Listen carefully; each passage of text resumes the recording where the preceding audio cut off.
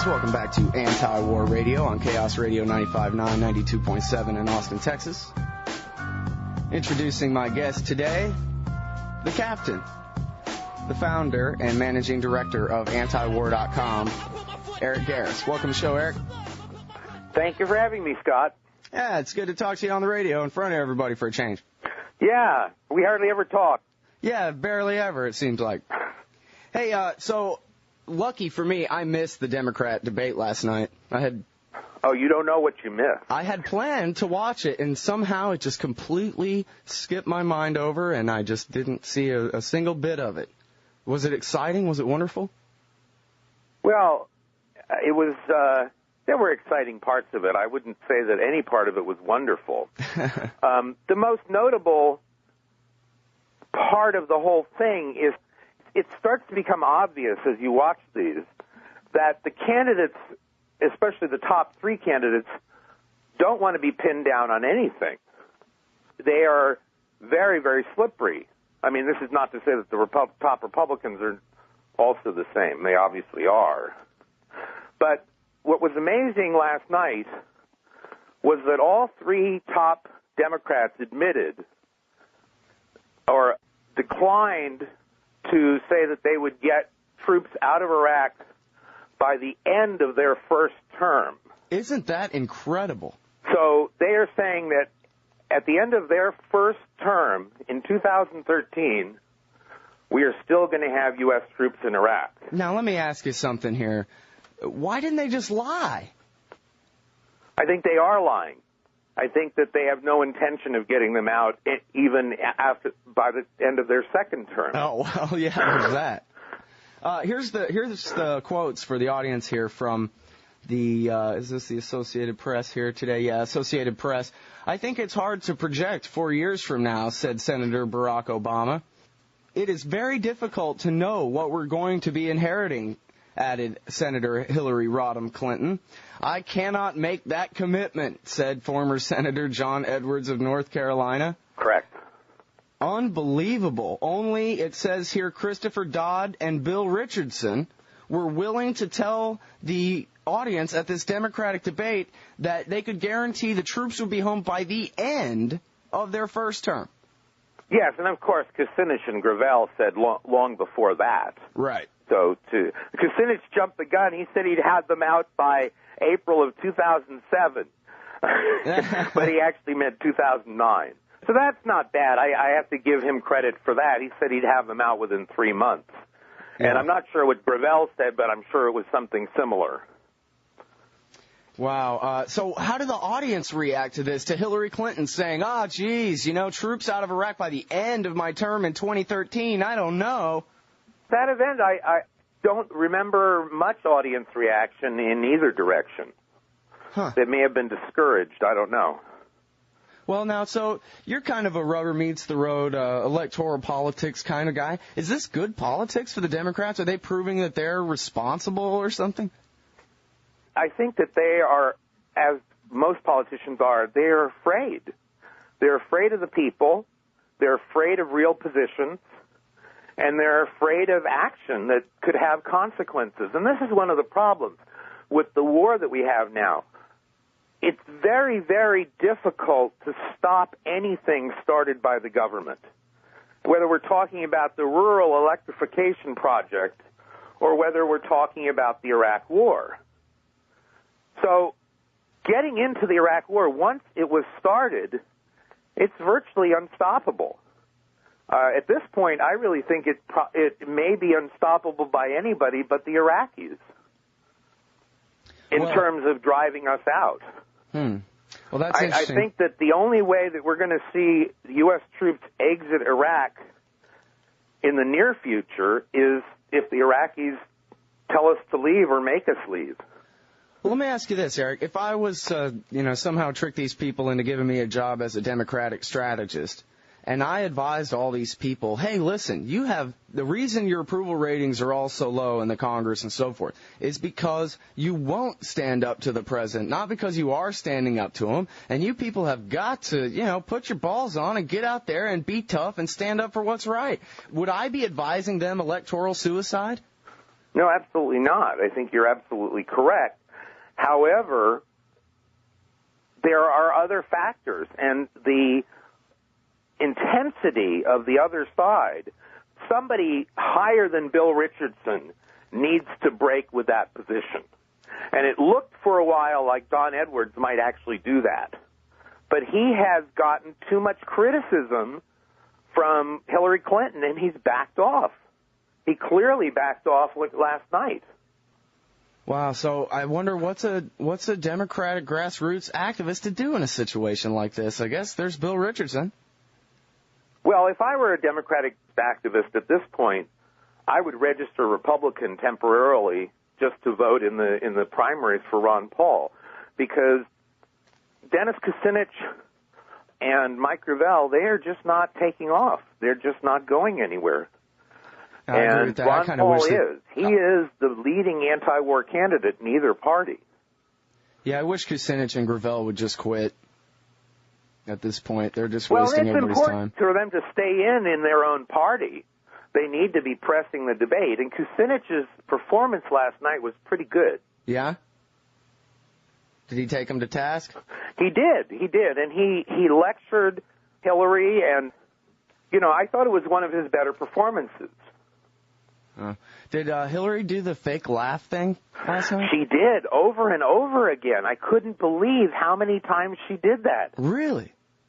For those in the audience who haven't seen the clips lately, Jon Stewart did a thing on The Daily Show the other day where he played a little montage where Hillary Clinton has this thing where if somebody asks her something that she doesn't want to answer, it takes like 6 seconds for it to kick in or something. It's like watching Bush stutter. It takes, a good few seconds to kick in, and then she goes into this maniacal, completely fake laughter. It's ridiculous. Right. It's kind of a Dr. Strangelove sounding laugh. It's very evil. Yeah, something like Vincent Price would do, one of his characters. Exactly. Yeah, it's insane. And in fact, one of the clips I saw, it was Bob Schaefer on Face the Nation. Yeah, and he's asking her about numbers and stuff. He's like, well, your health care plan, and it is so inappropriate. And all of a sudden she just goes, bah! Yeah, it seems like the people who advised her to do that would have had her practice more in private before putting her on TV that way. Right. Well, the whole problem comes down to the fact that people have accepted the inferiority of politicians. Politicians are not leaders. These are the kind of people that most people would vote for. They would not be friends with those kinds of people. They would not hire them for a job. But their standards are so much lower for politicians that they will end up electing somebody who is not going to do what they say and not going to do what the people who are voting for them want. Right, yeah, it's like George Carlin said, we liked Bill Clinton. We, the American people in general, liked Bill Clinton because he was blatantly and obviously and honestly full of it. He was an honest liar. And whereas we didn't like Bob Dole because Bob Dole pretended he was an honest man, and nobody believed that for a second. Yeah, well, there were other things about Bob Dole, too, but... Yeah. All right. Well, so tell me about this guy, Bill Richardson. He was the ambassador to the UN in the Clinton years and stuff. Do you think he's being genuine when he says he really would prefer to get the troops out of here immediately, or is this just positioning of an underdog? Well, it seems to me that he is more genuine. But, you wonder, as he moves up in the polls, he's probably going to soften his position. And that's one of the problems. People view taking more radical positions as something you only do when you're desperate. Yeah. In fact, it has helped him. If you look in the polls, he is creeping up a little bit since taking a harder core position on Iraq. But he's a very undynamic speaker, and that's one of his big problems. He also has problems thinking quickly on his feet, which is why, when he was at the gay forum, they asked him whether homosexuality was a choice or not, and he said it was a choice, kind of probably confusing it with abortion. God, how does a politician keep his talking points straight? Exactly. I just don't think he's going to get anywhere because of his own personal failings. In terms of his resume, it's the most impressive of anybody running. Yeah. Well, and from a libertarian standpoint, he is better than most Democrats. He's a member of the NRA. He's pretty good on gun control. He just signed the second most radical medical marijuana initiative in the country. Really? I didn't know about that. Well, and you've told me before that you see him as a guy who really is a diplomat and really does see a way that people can compromise out of conflicts rather than going to war over them, that's really the way he looks at the world. Yes, he does. And he may be actually a little naive to some extent, but I'd rather have that in the presidency. Mm-hmm. Let's talk about Republican voters here for a minute. I'm sure this is a concern of yours, as it is of mine, that the Ron Paul revolution out there is not registered Republican and may not turn out to vote Republican. So what I really want to know is what could possibly be done to get the people who do vote Republican, who are Republican voters, to realize that Ron Paul's their guy. Seems to me he's the only one who can beat Hillary Clinton in November, since the American population is so overwhelmingly anti-war that in the general election the Republicans will really need a clean break with the Bush-Cheney years if they're going to even have a chance. But how do we get average Republicans to consider that on primary day, that they need to be thinking ahead to November and how to keep Hillary out of the chair?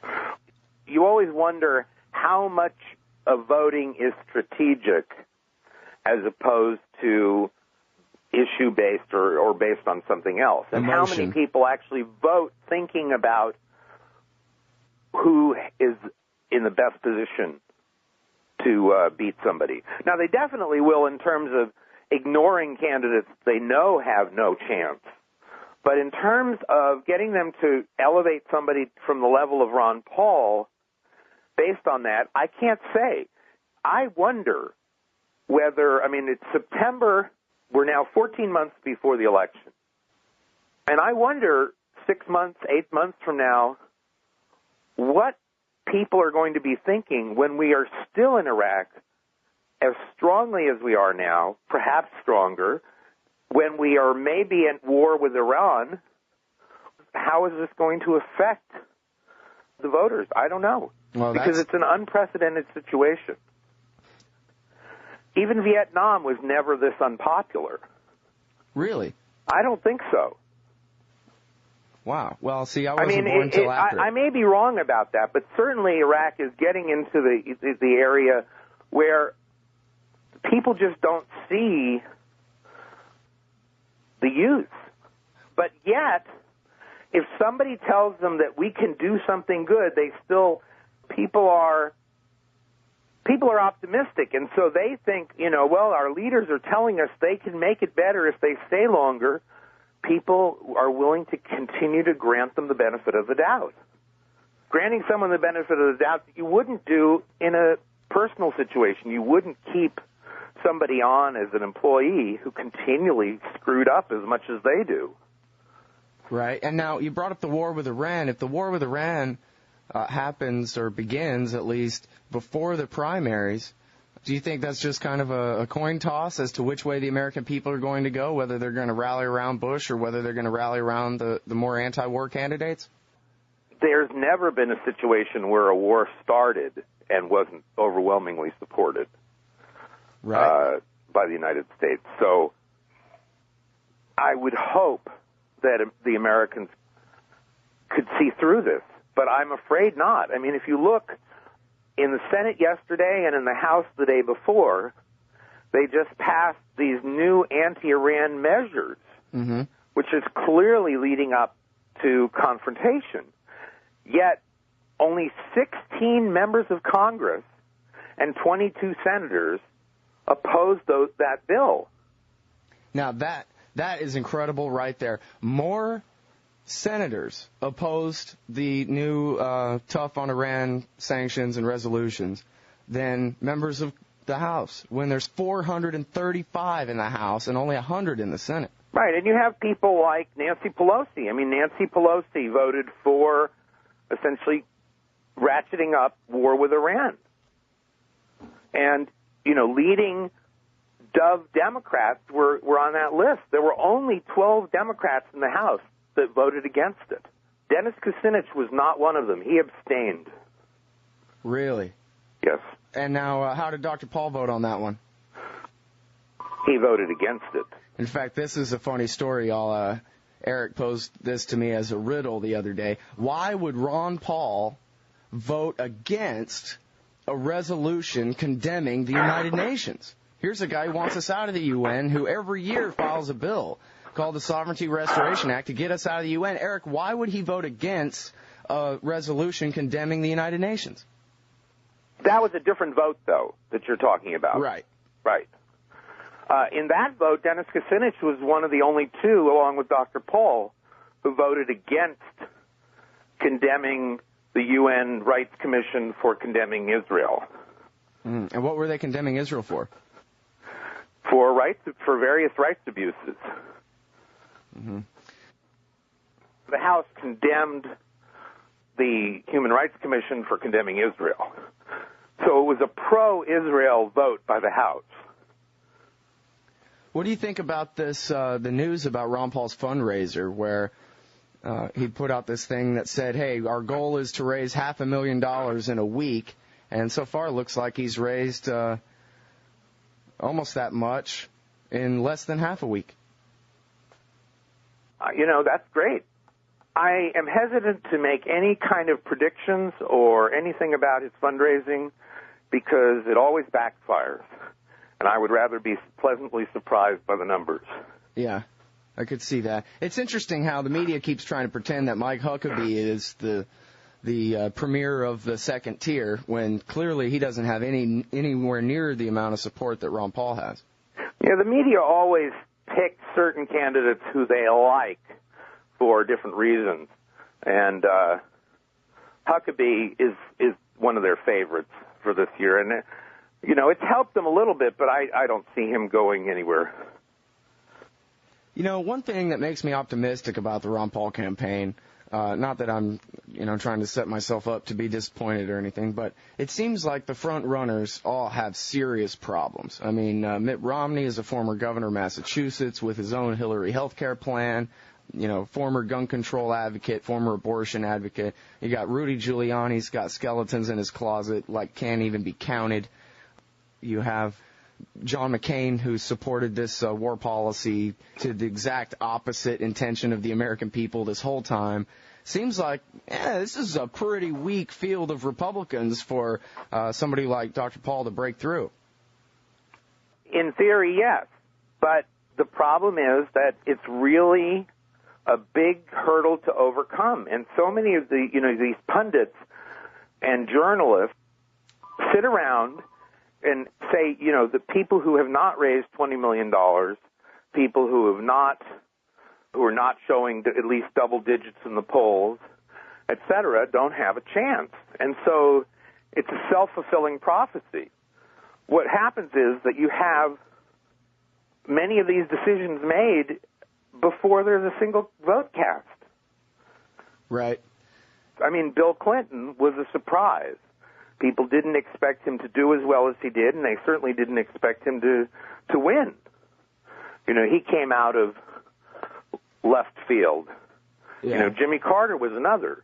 And if you go by who the media anoints, we would have President John Connally, we would have President Bruce Babbitt, we'd have President Ed Muskie. Well, although Clinton and Carter both had some pretty firm backing by the establishment as well. Oh, I'm not saying that. I'm not saying that these people are mavericks. I'm saying they were dark horses. Right. Dark horses are often the best way for the establishment to solidify their hold on things. Well, now, I saw this headline, and I wasn't sure whether this was good news or bad news. A group called the Republican Jewish Coalition has barred Dr. Paul from participating in a debate coming up, and their stated reasons is because he votes against foreign aid, so he's not welcome in the debate. I'm not sure whether that's good news or bad news. I guess the publicity is probably better than what he would have got from being in the debate. What do you think? Well, I haven't seen any publicity about it outside of the Ron Paul circle, so I'm not sure how significant this event was to begin with or how significant the Republican Jewish group is, because I have never heard of them before. Yeah. But I just joined Jews for Ron Paul myself, so. Oh, good. Well, I actually saw where the group Jews for Ron Paul had protested to this Republican group and said, hey, we want our guy in your debate. And it may have an effect. I don't know. As I said, I don't know anything about this group, and I don't know whether they're open to influence from the outside or not. Yeah. And it's really too bad, that attitude that so many people have in this country now, that they would rather shut out debate that they don't agree with rather than win. You know, I mean, if they're right, then they ought to be able to entertain any ridiculous argument and walk out of there triumphant, right? Right. It's the same sort of thing that we showed with President of Iran the other day. Right.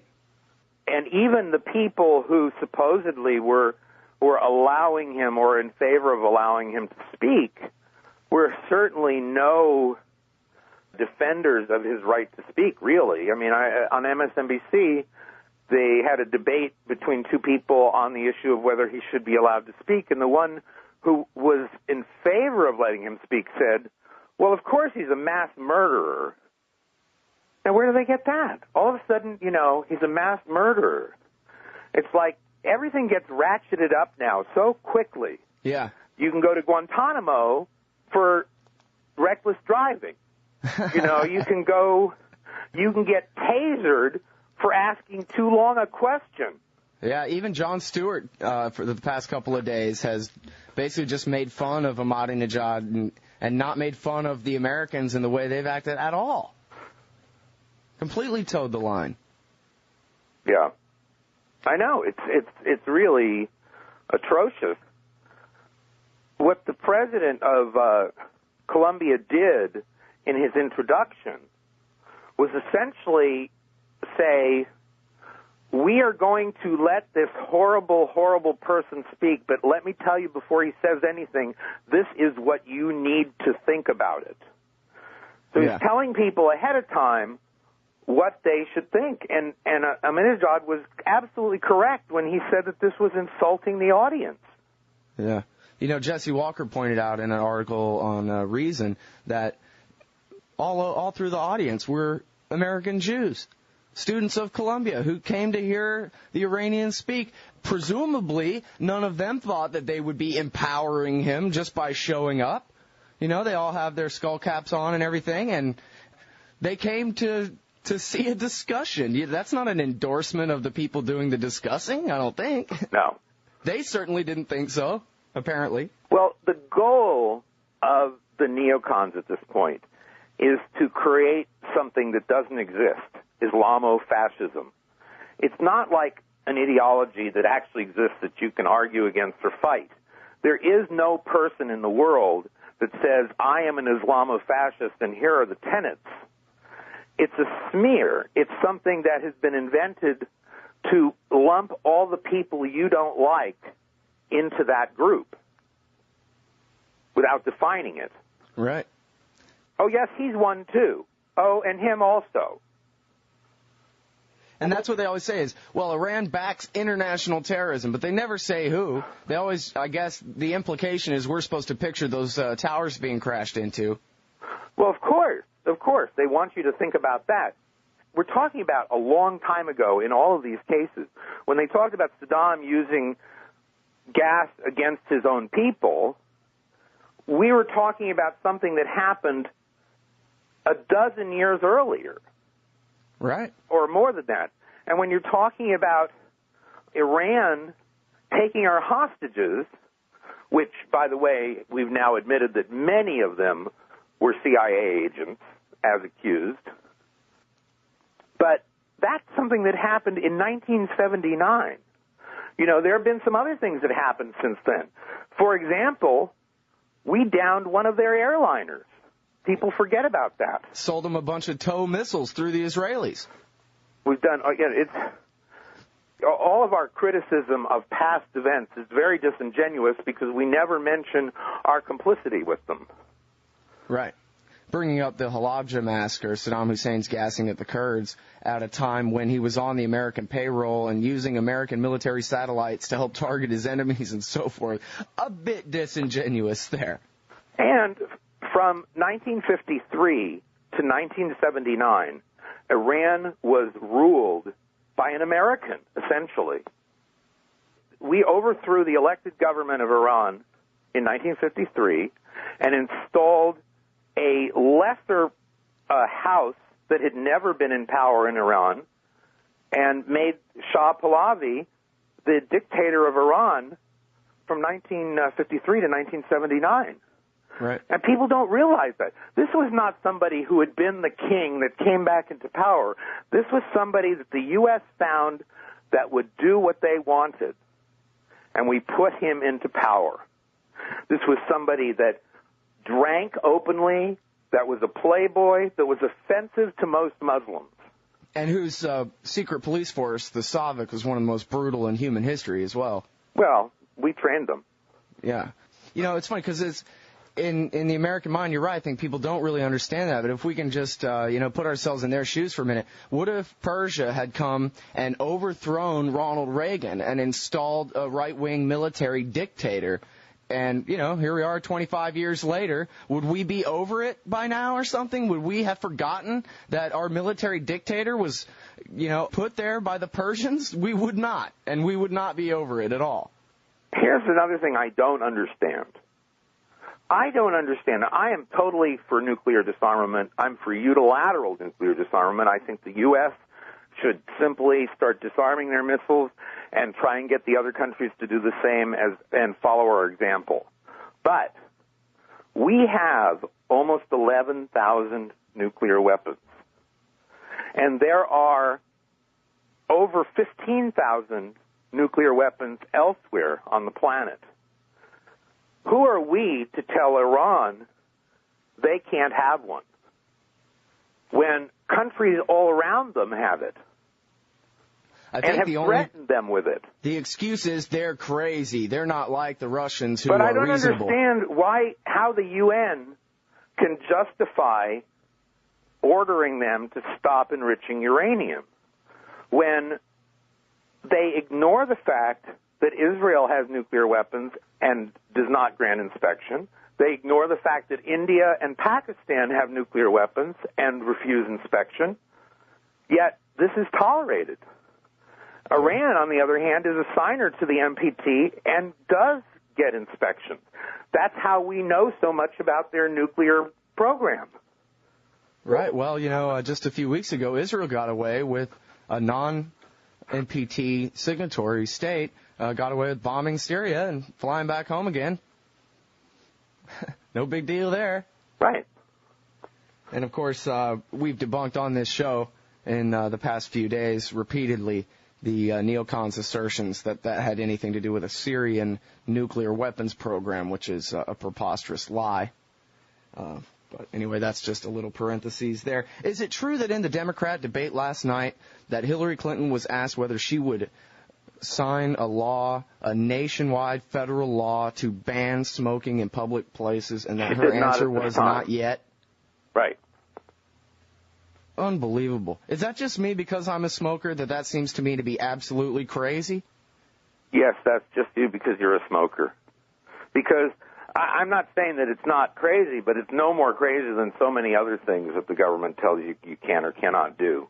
Yeah, it just seems such an affront to the system. I mean, we're supposed to understand, I think, that things like, even vastly overreaching draconian laws like that are a matter for the states, not for the national government to pass. I mean, it just seems like they don't even pretend that it's federalism anymore. Yeah, well, I'm not with you on that. Except for the extent of it, I don't see anything worse with it being outlawed at one level or another. If you're the victim, it doesn't matter who has passed the law.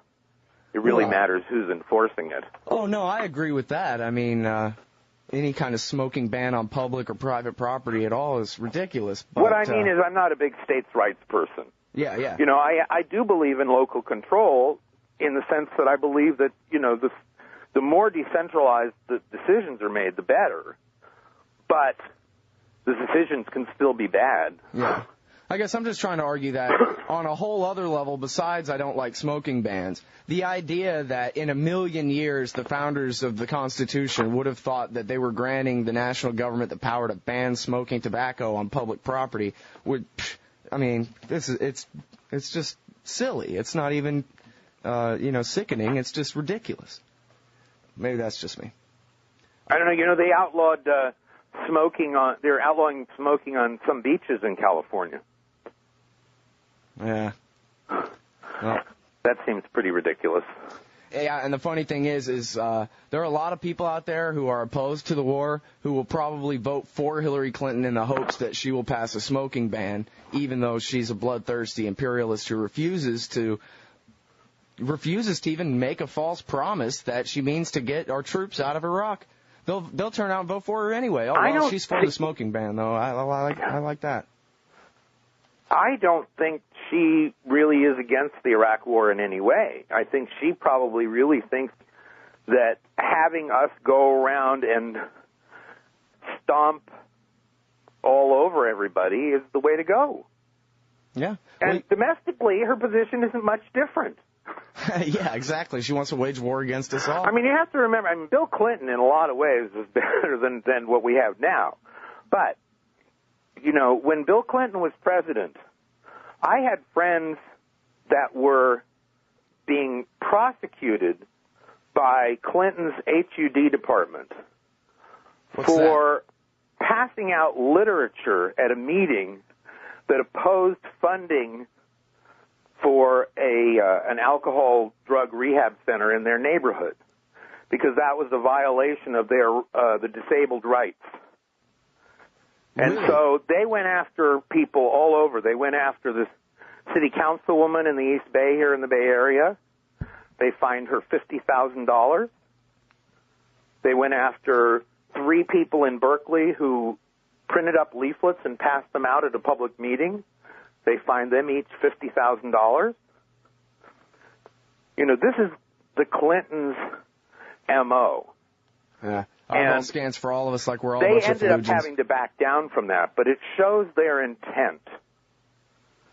Yeah, and what was interesting also, on the health care issue, I thought Hillary's response was very interesting because, she recently came out with her new health care proposal, which is different from the one that she introduced in the early 90s, in that it's not as draconian. But when she was asked last night, why she had changed her position, it wasn't because she found out that this was a better plan. She said basically, I thought people wanted universal health care, but apparently they only wanted it limited, so that's all I can give them right now. She never accepts responsibility for being wrong. It's always world events that change. Yeah, well, it's been shown that she's a pathological liar on any issue. It doesn't matter. Well, pathological liar and top politician are not really exclusive in any way. Well, granted, I think you probably have to be a pathological liar to be a successful politician, but most politicians wouldn't lie to you about any old thing. She'll talk about... No, I know what you mean. She'll lie about what she had for dinner. Right, and John Edwards did apologize for voting for the war and said that it was a terrible mistake and all that stuff, whereas she would never apologize for anything. Right. Is she still going around and telling the Democratic base, if George Bush doesn't end this war by the time he's done being president, then I will when I'm president? Is she still telling people that? I don't know. Because I've seen her say that on quite a few occasions. I haven't seen her say it recently. But then, yeah, it's been a little while. But she told Michael R. Gordon at the New York Times that, oh, no, we're going to keep troops there to secure the border, to fight al-Qaeda, for force protection and everything else, and we'll be there for decades, just like General Myers said at the start of the war. And if you listen, one of the things that was made by, I think it was Richardson, I don't want to say for sure, but it may have been Obama, but somebody that was saying we should eventually pull our troops out of Iraq said, but we should always keep them there to protect our embassy, to protect any American civilians in Iraq, and to be able to use as a base to go after al-Qaeda. Now, that could mean a hell of a lot of troops. Yeah. And as more American civilians are in Iraq, this is another problem. A lot of Americans think that it's fine to have U.S. troops go somewhere to protect American civilians. And there have been different examples of that sort of thing. I mean, Teddy Roosevelt went after African countries to rescue American civilians. That can be a very, very dangerous thing because there are American civilians all over the world. And if we decide, for example, that Morocco is, let's say in a Hillary administration, we decide that Morocco is mistreating, put somebody in jail for being gay, an American. Well, under that sort of doctrine, we can send in American troops to rescue that person from the Moroccan jail. Yep, and it goes on. I mean, it goes on and on. But here's the thing, and this is the problem with American foreign policy is the double standard, because we assume these powers that other countries don't, and if they did, there would be instant confrontation. If every country had that attitude, that they could come into another country to protect one of their citizens who had decided to travel abroad, it would be quite messy. Right. And it's kind of interesting. I wonder how long you think we can go on like this, pretending that America has ultimate sovereignty and cannot be violated here, but at the same time, our government basically is the world government that goes around violating the sovereignty of every other state in the world. Does that seem like the kind of thing we can get away with for another few hundred years? I don't know. I think that what you'll see in a Democratic administration, say in a Clinton administration, is you'll see more of that being done through international bodies. Mm-hmm. And the international bodies are becoming very, very aggressive. NATO, I remember that after, the first few years after the fall of the Soviet Union, a lot of people, including prominent conservatives, were calling for getting rid of NATO.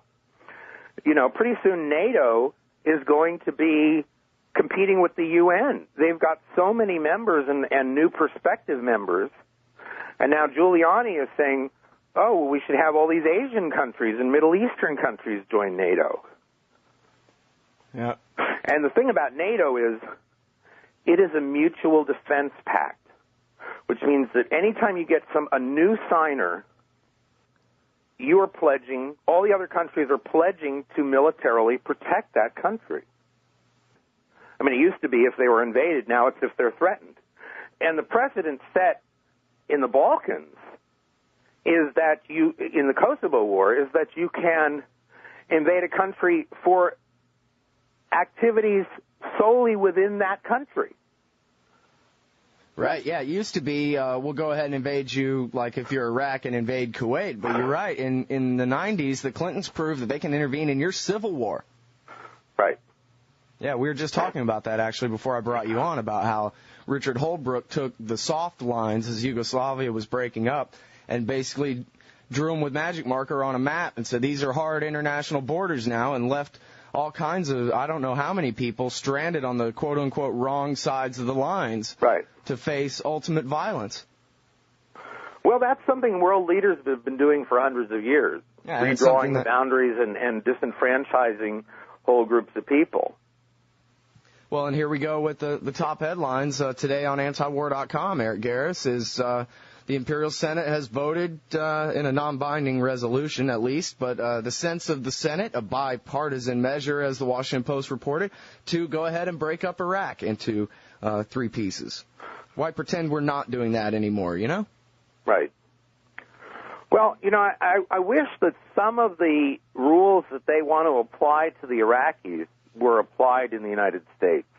because I would certainly like to see the U.S. be broken up. Yeah, I was just thinking. I would like to see Texas liberated from D.C., but I'm not certain if I want, I don't know, switch the roles around, Iraq to invade America and give us our independence. It would be interesting just for a change.